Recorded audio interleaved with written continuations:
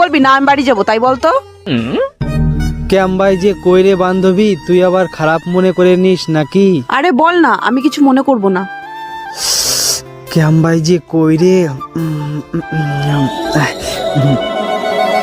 I love you. अच्छा তুই ভাবলি কি করে তোর সঙ্গে আমার রিলেশন হবে? তোর নিচেরটাই তো ছোট।